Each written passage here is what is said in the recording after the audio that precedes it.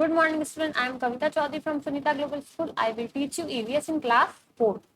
तो बच्चों, आज की क्लास में हम पढ़ेंगे आपकी ईवीएस की टेक्स्ट बुक से chapter number 3 my extended family. जैसे कि आपको पता है, हमने पहले चैप्टर नंबर 1 और 2 पढ़ लिया था। इसके क्वेश्चन आंसर भी हमने कर लिए थे। आज की क्लास में हम पढ़ेंगे chapter number 3 my extended family. यानी माय एक्सटेंडेड फैमिली का मतलब होता है मेरा विस्तारित परिवार, यानी मेरा बहुत बड़ा परिवार जिसमें सारे मेंबर्स होते हैं। पेरेंट्स होते हैं, ग्रैंड पेरेंट्स होते हैं, अंकल आंट्स, कजन्स, बुआ, उनके बच्चे, यानी बहुत बड़ा परिवार। इस चैप्टर में हम पढ़ने वाले हैं कि कैसे एक एक्सटेंडेड फैमिली मिलकर रहती है, या पुराने जमाने में किस तरह से लोग रहते थे, क्या क्या काम करते थे, घर के एल्डर्स मेंबर्स क्या काम करते थे, और जो एक एक्सटेंडेड फैमिली होती है वो किस तरह से जो है ओकेजन्स को सेलिब्रेट करती है, किसी फेस्टिवल को सेलिब्रेट करती है। ये सब हम इस आज के चैप्टर में पढ़ेंगे। तो चैप्टर का नेम है माय एक्सटेंडेड फैमिली, यानी मेरा विस्तारित परिवार, यानी कि मेरा बड़ा परिवार। इन earlier times many members of a family live together। तो ये कह रहा है कि पहले समय में जो है फैमिली के जो मेंबर्स होते थे वो साथ में रहते थे। Most male members of the family follow the same occupation. और ज्यादातर जो घरों में पुरुष मेंबर्स होते थे, जो पुरुष सदस्य होते थे, वो अपने फैमिली के ऑक्यूपेशन को फॉलो करते थे। यानी उनके दादा ने जो व्यवसाय किया है, उनके पापा ने, उनके चाचा ने जो व्यवसाय किया है, वो उसी व्यवसाय को करते थे, उसी काम को करते थे। ऑक्यूपेशन का मतलब होता है व्यवसाय। The younger member of the family learn the family business. और जो परिवार का सबसे छोटा सदस्य होता था, यानी अब उसकी एज जो हो, जैसे कि अब कोई लड़का है, उसकी एज 22 हो गई है, तो वो अब क्या करेगा, अपने फैमिली के जो बिजनेस है उसको क्या, किस तरह से बिजनेस किया जाता है उसको सीखेगा। इसलिए यहाँ पर कहा गया the younger member of the family learn the family business. यानी जो परिवार का नौजवान अब सदस्य है, वो अपने घर के व्यवसाय को किस तरह से किया जाता है वो सीखता है। They also learn to respect, share and care for the elder members. और इसी के साथ ही वो क्या करते हैं, अपने परिवार के सदस्यों से, अपने परिवार के बड़े सदस्यों से रेस्पेक्ट करना यानी आदर करना, शेयर यानी बांटना, केयर यानी देखभाल करना वो सीखता है। The woman looked after the home and the children. और जो घर की औरतें होती थी वो घर का ध्यान रखती थी और बच्चों का ध्यान रखती थी। They share the work, the older woman touch various activities to the younger woman. तो जो क्या होता था कि घर में जो सबसे बूढ़ी महिला होती थी, वो अपने घर की जो यंगर वुमन यानी जो जवान औरतें होती थी, उनको क्या करती थी, उनको बहुत से काम सिखाती थी। जैसे एम्ब्रॉयडरी यानी कसीदा करना, स्टिचिंग यानी सिलाई करना सिखाती थी, कुकिंग करना सिखाती, और pickle making and papad making यानी अचार किस तरह से बनाया जाता है, पापड़ किस तरह से बनाए जाते हैं, एक्सेट्रा, ये सब सिखाती थी। The elder member of the family we are respected. और जो घर के सबसे बूढ़े जो मेंबर्स होते थे वो घर में क्या होते, आदरणीय होते। जैसे हमारे घर में भी एल्डर्स मेंबर्स होते तो हम सबसे ज्यादा रिस्पेक्ट उनको देते हैं। They keep themselves busy in the house hold activities. और जो घर के जो मेंबर्स होते थे, बूढ़े मेंबर्स, वो क्या करते थे, खुद को जो है हाउस होल्ड एक्टिविटीज में यानी घर के कुछ कामों में ही खुद को बिजी रखते थे, व्यस्त रखते थे। अब किस क्या क्या काम करते थे वो, फीडिंग और telling stories to the children. क्या करते थे वो, बच्चों को खाना खिलाते थे। फीडिंग का मतलब होता है खाना खिलाना, और टेलिंग स्टोरीज, और बच्चों को कहानियां सुनाते थे। To the children, telling stories to the children यानी बच्चों को कहानियां सुनाते थे। The lead a useful life and we are happy with their involvement in the family. तो क्या होता था कि जो घर के एल्डर मेंबर्स होते थे वो एक बहुत अच्छी जिंदगी का नेतृत्व करते थे। और यूजफुल लाइफ यानी उपयोगी जीवन का जो है नेतृत्व करते थे। लीड का मतलब होता है नेतृत्व करना, यानी वो क्या करते अपने घर में, एक तो अपने से छोटे लोगों को अच्छी शिक्षा देते थे, और क्या करते, they lead a useful life and we are happy with their involvement of family. और उनका जो उनकी जो भागीदारी है घर में, उससे भी वो खुश रहते थे, क्योंकि वो किसी ना किसी तरह से अपने फैमिली के लोगों के जो है काम आते थे। But life in a joint family system underwent a change. तो जो क्या होता है कि जो एक जॉइंट फैमिली का सिस्टम होता है वो कई बार चेंज हो जाता है। अब किस तरह से चेंज होता है मैं आपको बताती हूँ। when some members of the family move to other place for education, business, job, better lifestyle और climate। तो क्या होता है, जब परिवार के कुछ सदस्य, some members of the family move to other place, यानी परिवार के जब कुछ सदस्य उस ज्वाइंट फैमिली को छोड़कर दूसरी जगहों पर चले जाते हैं, यानी अदर प्लेसेस पर चले जाते हैं। अब क्यों जाते हैं, फॉर एजुकेशन, बिजनेस यानी पढ़ाई के लिए, या फिर व्यवसाय करने के लिए, या फिर अगर कोई जॉब लग गई है तो जॉब के लिए, या फिर बेटर लाइफस्टाइल यानी अच्छी जिंदगी जीने के लिए। क्योंकि जैसे कि कुछ लोग गांव में रहते हैं फिर वो शहर आ जाते हैं। गांव में क्या होता है, कई बार फैसिलिटीज इतनी नहीं मिलती, शिक्षा की फैसिलिटी नहीं मिलती कई बार, या फिर वहां पर बिजली या पानी की प्रॉब्लम होती है, तो लोग क्या करते हैं उस जगह को छोड़कर फिर सिटीज में आ जाते हैं। इसलिए यहाँ पर लिखा गया है बेटर लाइफस्टाइल और क्लाइमेट। अब क्लाइमेट किस तरह से जो है इफेक्ट करता है, तो क्लाइमेट ऐसे करता है कि या तो उस जगह पर बहुत ज्यादा सूखा है क्योंकि वहां पर या तो बारिश नहीं हो रही है, या फिर बहुत ज्यादा बारिश हो रही है। तो इस तरह से जो है क्लाइमेट अगर उनको सूट नहीं हो रहा है तो उस जगह को वो छोड़कर वो अदर प्लेसेस पर चले जाते हैं। A family is a group of people who are connected by the love and kinship. तो जो एक फैमिली होती है उसमें रहने वाले लोग एक दूसरे से प्यार से और किनशिप यानी समानता से जुड़े हुए होते हैं। कनेक्टेड का मतलब होता है जुड़ा होना। तो ये बता रहा है कि ये फैमिली इज अ ग्रुप, तो परिवार क्या होता है, उन सदस्यों का एक समूह होता है जो एक दूसरे से प्यार और समानता, किनशिप का मतलब होता है समानता। तो एक फैमिली के मेंबर्स एक दूसरे से प्यार और समानता से जुड़े होते हैं। The shifting of a small unit from the joint family to other place lead to the origin of a nuclear family.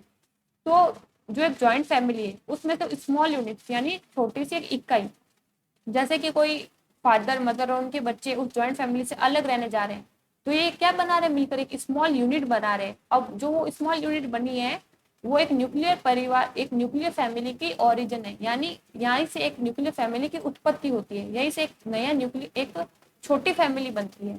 इसलिए यहाँ पर लिखा गया है the shifting of a small unit from the joint family to other places lead to the origin of a nuclear family which consist of father mother and their children. तो ये किससे मिलकर बनी होती है एक न्यूक्लियर फैमिली, माता से, पिता से और उनके बच्चों से। The family support system totally change. और जो परिवार का सिस्टम, जो सपोर्ट सिस्टम होता है, जो एक जॉइंट फैमिली में रहने वाले पेरेंट्स को जो सपोर्ट सिस्टम मिलता है अपने एल्डर मेंबर से, वो जो होता है एकदम चेंज हो जाता है। क्योंकि जो एक न्यूक्लियर फैमिली में होती है उसमें क्या होता है, फादर मदर और उनके बच्चे ही रहते हैं, तो अब उनका सपोर्ट तो कौन करेगा, क्योंकि जो पेरेंट्स होते हैं वो खुद जॉब करते हैं। तो इसे देखें यहाँ पर the working couples had to find maid servants and creches to look after the younger children. तो वो न्यूक्लियर फैमिली के जो पेरेंट्स होते हैं वो क्या करते हैं अपने बच्चों के लिए, क्योंकि वो दोनों काम करते हैं, अपने बच्चों का तो वो देखभाल नहीं कर सकते, उनकी केयर नहीं कर सकते, तो इसलिए वो क्या करते हैं मेड्स को ढूंढते हैं। कोई मेड्स होती है ना जो बच्चों का ध्यान रखती है घर में, या फिर सर्वेंट्स को यानी नौकरों को ढूंढते हैं। और क्रेचेस यानी शिशु गृह। अब क्रेचेस का मतलब होता है शिशु गृह, जहाँ पर जो है जो काम करने वाले पेरेंट्स होते हैं जो दोनों वर्क करते हैं वो अपने बच्चे को छोड़कर आते हैं सुबह, और जब वापस शाम को काम से आते हैं तो उस शिशु गृह से अपने बच्चे को वापस लेकर आते हैं, तो उससे कहते हैं हम शिशु गृह।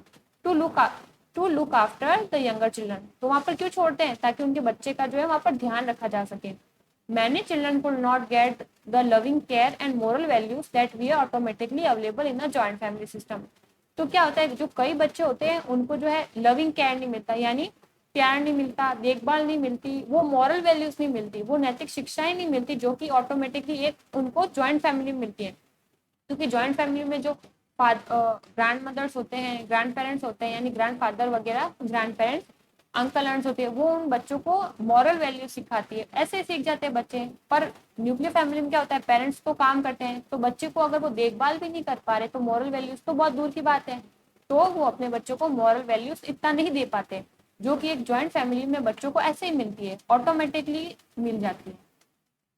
In nuclear family, the parents have to make sure that their children learn moral values like respect, truth, honesty, and good manners by telling them stories. तो न्यूक्लियर फैमिली को उनके रहने वाले जो पेरेंट्स हैं, जो पेरेंट्स न्यूक्लियर फैमिली में रहते हैं, उनको ये सुनिश्चित कर लेना चाहिए कि उनके जो बच्चे होते हैं, उनके जो बच्चे हैं उनको मॉरल वैल्यूज, जो नैतिक शिक्षा है, जैसे कि रेस्पेक्ट है यानी आदर करना, ट्रुथ यानी सच बोलना, ऑनेस्टी यानी ईमानदारी रखना, एंड गुड मैनर्स यानी एक अच्छे मैनर्स जो होते हैं वो सिखाना चाहिए। अब कैसे सिखा सकते हैं, बाय टेलिंग देम स्टोरीज, यानी कहानियों के माध्यम से वो अपने बच्चों को सच बोलना, आदर करना, ऑनेस्टी यानी ईमानदारी रखना, और एक अच्छा व्यवहार कैसे किया जाता है, गुड मैनर्स क्या होते हैं, ये सब उनको कहानियों के द्वारा समझाया जा सकता है। They also take the children to frequent visit to their grandparents and other member of a family। और इसी के साथ उनको इस बात का भी ध्यान रखना चाहिए कि वो अपने बच्चों को लगातार जो है उनके ग्रैंड पेरेंट्स से मिलवाने के लिए लेकर जाए, और फैमिली के अदर जो बाकी के मेंबर्स हैं उनसे भी मिलवाने के लिए लेकर जाए। They also take the children for frequent visit to their parents यानी grandparents and other member of the family. तो जो न्यूक्लियर फैमिली के पेरेंट्स हैं उनको अपने बच्चों को समय समय पर क्या करना चाहिए, उनके ग्रैंड पेरेंट्स से भी मिलवाना चाहिए और फैमिली के जो बाकी मेंबर्स हैं उनसे भी मिलवाना चाहिए। The family get together are eagerly look forward by all the members. अब क्या होता है, जो फैमिली के मेंबर्स होते हैं उनको जो एक दूसरे से मिलने के बहुत बेसब्री रहती है। अब क्यों रहती है, क्योंकि most families get together for wedding, birthday और festival like Diwali, Rakshabandhan, Chhath, Pongal, Christmas, Eid, Onam, Bihu. तो जो फैमिली के मेंबर्स होते हैं वो कई तरह के फेस्टिवल्स पे या फिर स्पेशल ओकेजन, जैसे फेस्टिवल्स क्या हो गए, दिवाली पे, रक्षाबंधन पे, छठ पूजा पे, पोंगल पे या फिर क्रिसमस, ईद और ओणम, बिहू जैसे जो त्योहार होते हैं उस पर एक साथ मिलते हैं। इसलिए जो परिवार के मेंबर्स होते हैं उनको जो है बेसब्री से यानी बहुत इंतजार रहता है कि कब है ना फेस्टिवल्स आए और हम अपने फैमिली के मेंबर से मिले। Everyone has a quality time chatting, eating and playing together. The children share their thoughts, experiences as well as their troubles with their grandparents, cousins, uncles and aunts. और जो everyone has a quality time, तो हर एक जो family का member होता है एक दूसरे के साथ कुछ क्वालिटी टाइम बिताता है। कैसे बिताता है, एक दूसरे से बातें करके, एक साथ में खाना खा करके, एक साथ में खेल करके। जो बच्चे होते हैं पूरी फैमिली के बच्चे एक साथ में खेलते हैं।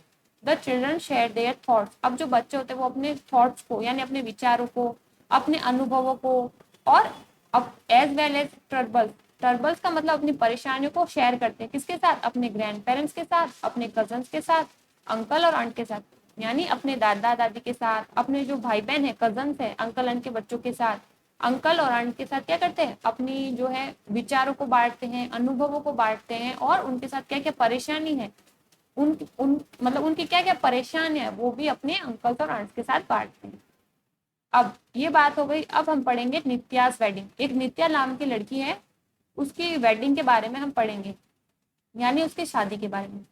Rupendra family live in Rudrapur. तो एक रुपेंद्र नाम का लड़का है, Rupendra family live in Rudrapur. तो रुपेंद्र नाम का एक लड़का है, वो कहाँ रहता है, रुद्रपुर में रहता है। 3 uncle Rudrapur. His grandparents, 3 uncles and their families live in a huge farmhouse.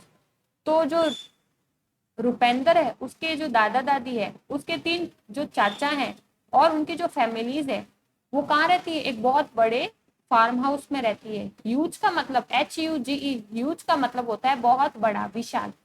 तो वो सब कहाँ रहते हैं, एक बहुत बड़े फार्म हाउस में रहते हैं। They grow fruits, vegetables and sunflowers. और उस फार्म हाउस में वो क्या करते हैं, सब्जियां उगाते हैं, फलों को उगाते हैं और साथ में सूरजमुखी को उगाते हैं यानी sunflower. Rupendra was working as a teacher in a Rudrapur. अब जो रुपेंद्र है वो क्या करता है, वो एक टीचर है, वो एक टीचर का काम करता है और कहाँ पर करता है, रुद्रपुर में। He was transfer to Kolkata. तो अब क्या हो गया कि जो रुपेंद्र था वो रुद्रपुर में काम कर रहा था, अब उसका ट्रांसफर हो गया है कहाँ पर, कोलकाता में। Everyone was very sad. अब जो उसका ट्रांसफर हो गया तो उसके परिवार के जो सारे सदस्य थे वो सैड हो गए यानी दुखी हो गए। But Rupendra mother told them that he would learn more by working in a big school in a big city. तो जो रुपेंद्र की मदर है, जो रुपेंद्र की माँ है, उन्होंने उससे कहा कि तुम अगर बड़े स्कूल में, बड़े शहर के किसी बड़े स्कूल में काम करोगे तो तुम और बहुत कुछ सीखोगे। इसलिए यहाँ पर लिखा गया है, but Rupendra mother told them that he would learn more by working in a big school in a big city. तो रुपेंद्र की माँ ने रुपेंद्र से कहा कि तुम एक बड़े शहर के बड़े स्कूल में पढ़ाओगे तो तुम्हें वहां से बहुत कुछ सीखने को मिलेगा, इसलिए तुम्हें दुखी नहीं होना चाहिए। His parents decided to go with him. अब उस जो रुपेंद्र था उसके मम्मी पापा ने, उसके माता पिता ने ये निश्चित किया, ये डिसाइड किया कि वो भी रुपेंद्र के साथ जाएंगे। Now they visit Rudrapur during school holidays. अब वो क्या करते हैं, जब रुपेंद्र के स्कूल की जब छुट्टियां होती है तो वो क्या करते हैं, रुद्रपुर आते हैं। Now they visit Rudrapur during school holidays. The whole family enjoy the holidays together. अब जो रुपेंद्र की पूरी फैमिली है वो एक साथ में हॉलीडेज को यानी छुट्टियों को एंजॉय करती है। They invite their friends and neighbours for parties on the farm where they sing. अब जो रुपेंद्र है वो क्या कर, रुपेंद्र जब गांव आता है कहाँ से, कोलकाता से जब वापस अपने रुद्रपुर गांव आता है तो उसके जो फैमिली मेंबर्स होते हैं वो अपने फ्रेंड्स को यानी अपने दोस्तों को और पड़ोसियों को, नेबर्स का मतलब होता है पड़ोसियों को, इनवाइट करते हैं। किसके लिए, पार्टी के लिए। On the farm where they sing, क्योंकि उनका बहुत बड़ा फार्म हाउस था तो वहां पर वो पार्टी करते हैं, जहाँ पर वो क्या करते हैं, गाते हैं, नाचते हैं और एक साथ में बहुत अच्छी अच्छी डिशेज को यानी बहुत अच्छे अच्छे व्यंजनों को शेयर करते हैं। On special occasion the whole family gets together, और कभी कभी क्या, खास अवसर पर, स्पेशल ओकेजन का मतलब क्या होता है, खास अवसर पर जो उनकी पूरी फैमिली होती है वो साथ में आती है।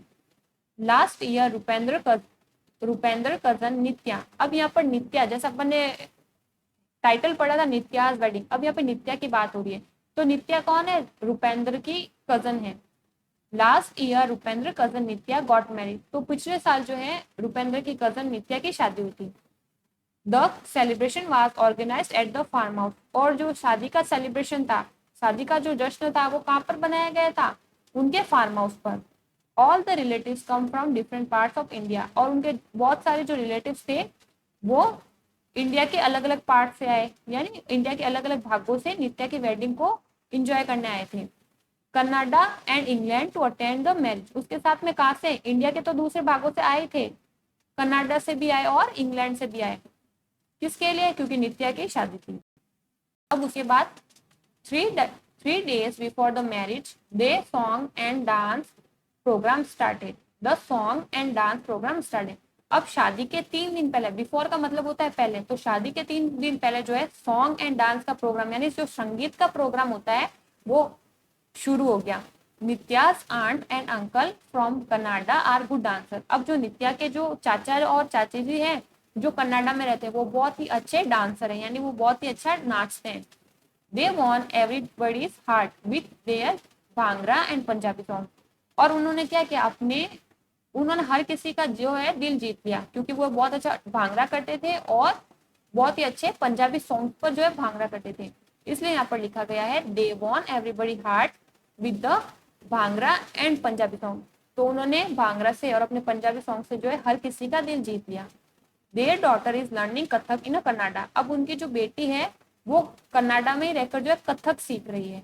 She also gave a wonderful performance, और इसी के साथ में उसने भी एक बहुत अच्छी जो है डांस परफॉर्मेंस दी थी। Most of the people join in the programme, तो ज्यादातर जो लोग थे उन्होंने नित्या की वेडिंग का जो प्रोग्राम था उसको ज्वाइन किया था, यानी बहुत सारे लोग आए थे। The ladies we are busy with the mehndi ceremony applying henna और ऑन पाल्म्स एंड फीट, और घर की जो ज्यादातर महिलाएं थी वो मेहंदी सेरेमनी में क्या थी, बिजी थी।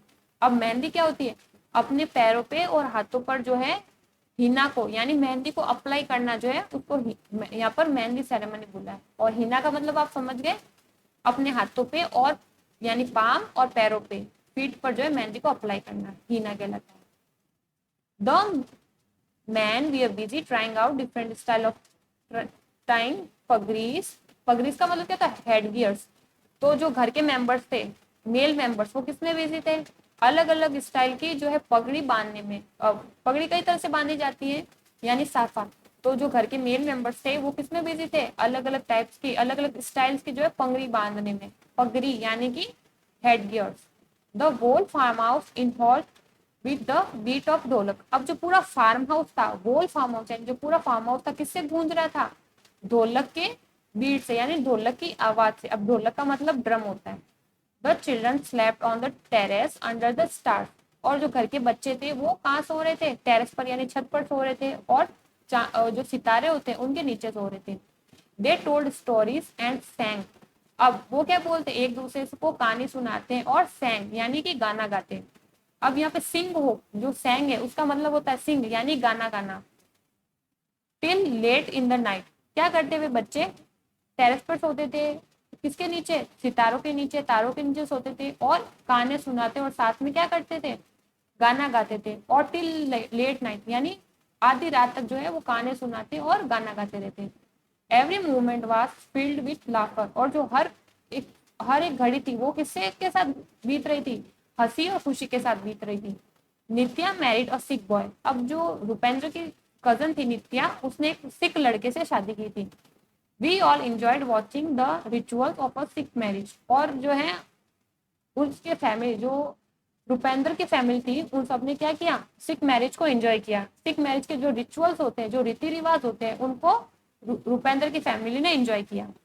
आनंद कारज, अब आनंद कारज क्या होता है, ये एक पंजाबी लोगों की एक रीति रिवाज होता है जिसमें जो शादी करने वाले होते हैं, यानी कि ग्रूम और ब्राइड होते हैं, वो उसमें 4 फेरे लेते हैं, तो उसको पंजाबी लोग आनंद कारज बोलते हैं। Everyone sat in the gurudwara with their heads covered with the dupatta. और जो बहुत सारे लोग होते हैं ना, जो गुरुद्वारा में जाते हैं, वो अपने सिर को कवर करते हैं, ढकते हैं, किससे, या तो दुपट्टा से ढकते हैं, या फिर स्कार्फ से, या फिर पगड़ी से। The priest read out from the Guru Granth Sahib, और जो प्रीस्ट होता है यानी जो पुजारी होता है, वो गुरु ग्रंथ साहिब पढ़ता है। The Holi book of a Sikh, यानी जो उनकी धार्मिक पुस्तक है। द होली बुक यानी जो सिख होते हैं उनकी धार्मिक बुक है गुरु ग्रंथ साहिब। जैसे हमारे हिंदू समाज में, जो हम हिंदू में क्या होती है, रामायण महाभारत, ये हमारी धार्मिक पुस्तक होती है, वैसे जो सिख होते हैं उनकी धार्मिक पुस्तक होती है Guru Granth Sahib.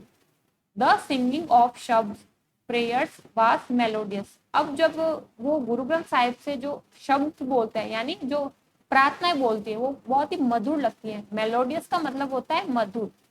It was a short and beautiful ceremony, तो जो नित्या की वेडिंग थी वो एक बहुत ही छोटी और बहुत ही खूबसूरत सी सेरेमनी थी।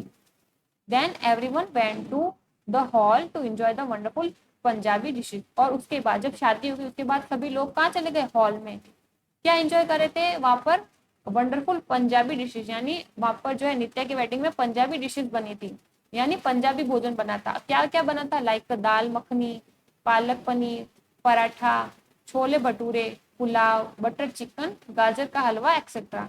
तो जो नित्या की शादी हो गई उसके बाद सभी लोग हॉल पर चले गए और वहां पर उन्होंने पंजाबी जो डिशेज बनी थी उनको एंजॉय किया था। डिश क्या बनी थी, दाल मखनी, पालक पनीर, पराठा, छोले पूरी और पुलाव, बटर चिकन और गाजर का हलवा। ये जो है पंजाबी जो डिशेज थी उसके शादी में बनी थी। तो ये हो गया हमारे चैप्टर की रीडिंग पूरी। ये चैप्टर था माई एक्सटेंडेड फैमिली, जिसमें हमने पढ़ा कि एक जो फैमिली होती है वो किस तरह से रहती है। अब देखो यहाँ पर एक लिखा हुआ है, डू यू नो, क्या आप जानते हो, some families go together for camping in a forest और mountains, they set up tents, build fire and cook their own food. तो क्या होता है, कई बार जो फैमिली के मेंबर्स होते हैं वो माउंटेन्स पर या तो जंगलों में या फिर पर्वतों पर किसके लिए जाते हैं, कैंपिंग के लिए जाते हैं, यानी वहां पर जो है टेंट लगाकर रहते हैं। और क्या करते हैं, जो आग होती है, आग को जलाकर खुद का भोजन बनाते हैं। तो ये इसमें दे रखा था। तो हमने इस चैप्टर में पढ़ा कि कैसे एक एक्सटेंडेड फैमिली मिलकर रहती है, और जो एक्सटेंडेड फैमिली में जो एल्डर्स मेंबर्स होते हैं वो किस तरह से अपने जो काम करते हैं, उनकी क्या भागीदारी होती है, वो हमने देखा। और सारे लोग किस तरह से स्पेशल ओकेजन्स को जो है सेलिब्रेट करते हैं, मिलजुल कर रहते हैं, इस चैप्टर में हमने देखा। उसके बाद हमने एक नित्या की वेडिंग देखी। इसके साथ हमने कुछ सिख के रिचुअल्स, यानी जो सिख समाज होते हैं उनके कुछ रीति रिवाज के बारे में भी पता चला। तो ये चैप्टर की रीडिंग तो हमने कर ली है। अब नेक्स्ट क्लास होगी, उसमें हम इस चैप्टर के क्वेश्चन आंसर, डिफिकल्ट वर्ड्स के बारे में डिस्कस करेंगे। मैं उम्मीद करती हूँ आपको ये चैप्टर समझ आ रहा होगा, और आपको क्या करना है, वापस एक बार फिर से अपने घर पर जो है इस चैप्टर की रीडिंग करनी है, क्योंकि रीडिंग करने से जो है आपकी वोकेबलरी एकदम मजबूत होती है। शब्दों की वोकेबलरी, यानी शब्दों को किस तरह से बोला जाता है, वो भी आपको सीखना चाहिए, इसलिए चैप्टर रीडिंग आपके लिए बहुत जरूरी है। तो आज की क्लास में इतना ही, मिलते हैं अगली क्लास में, तब तक के लिए stay home, stay safe, bye.